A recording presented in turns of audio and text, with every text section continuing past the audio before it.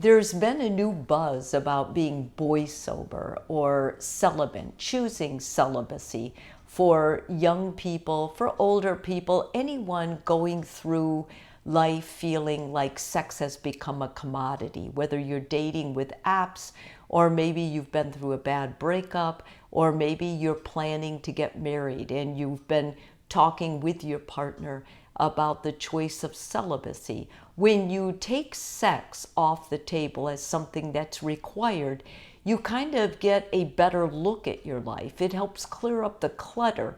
Now sex is an option, and it doesn't have to happen on the third date or the fourth date or the fifth date.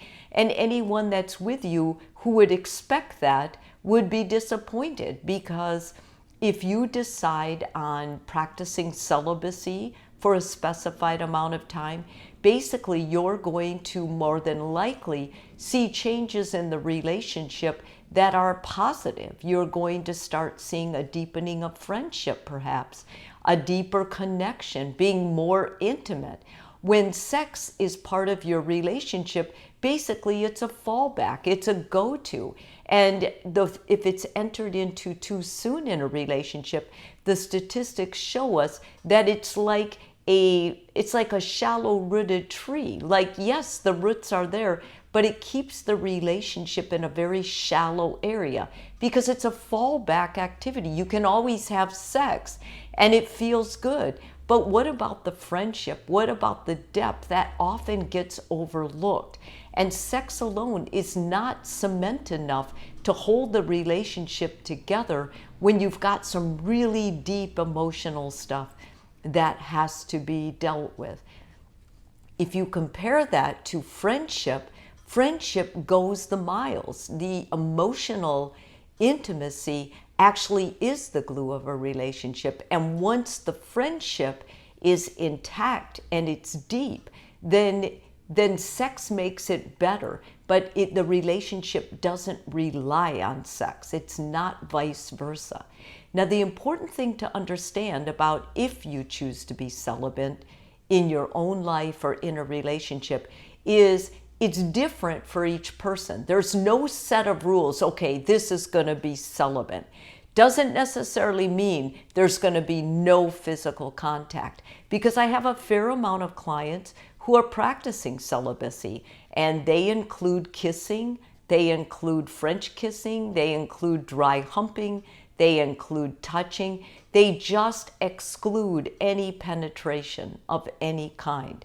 And when you practice celibacy that way, it's important that both of you are on the same page, that you both have the boundaries.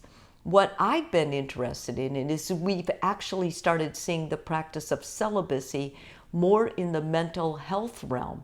In other words, it can really help people, individuals, become more mentally healthy. And I say that because many times when people are going through a breakup, they right away try to find another person. They put themselves out there. There's this mentality like you get bucked off and you get back on and date again. No, that we know now that doesn't work, and that oftentimes intensifies the loneliness that individuals feel. Much better mentally health-wise that you do take a break and maybe make a rule of celibacy for yourself. So what will celibacy do, the positive effects for your mind? Well, the first thing is that choosing it can help declutter your mind, can help you find out who you really are. It actually helps you step back and get a good look at yourself. Now, that's not all going to be happy, but it is important, especially if you think in the future you do want another relationship, you do want to be intimate with someone, you need a break. And not only that, but we know when you add a sexual component with someone, you add their emotional stuff. You add all the ups and downs, turmoils of their life onto yours. And that makes people oftentimes feel very cluttered, very confused. They don't know what they want, who they are. And this is why sex as a commodity, as recreational or casual, actually interferes with mental health. It causes more fog, more confusion, more emotional distress in intimate relationships. And I think this is a reason a lot of daters get burned out with dating. Secondly, choosing celibacy is going to guarantee you don't have to worry about birth control. You don't have to worry about the pill, about the IUD. You don't have to worry about STIs. Well, if you are doing French kissing and heavy petting and kissing in general, you may get viruses from them.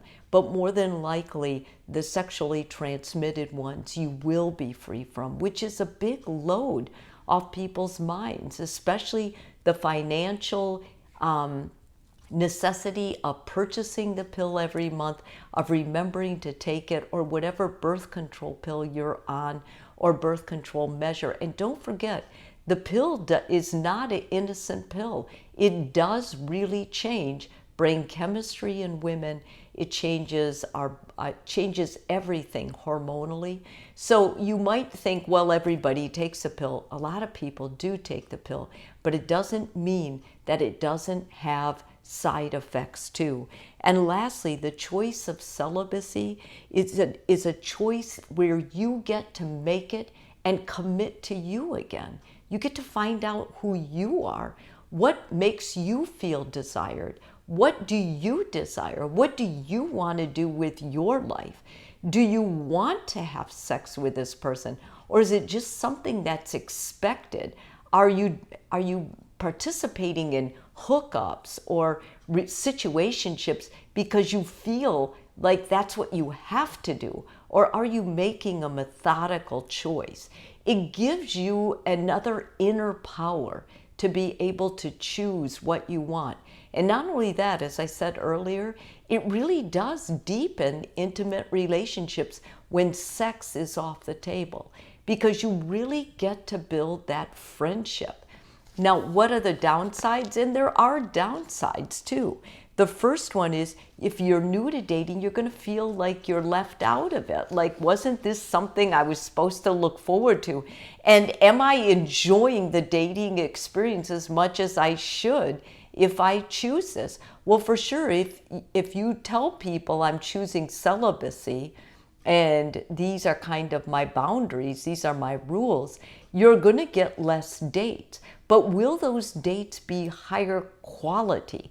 That's something you have to ascertain, and you have to question yourself, and you have to experience. Secondly, is it worthwhile? Like, is it going to make me feel better about me? Is it going to help me commit better? Is it going to help me deepen friendships? Is that what I want right now?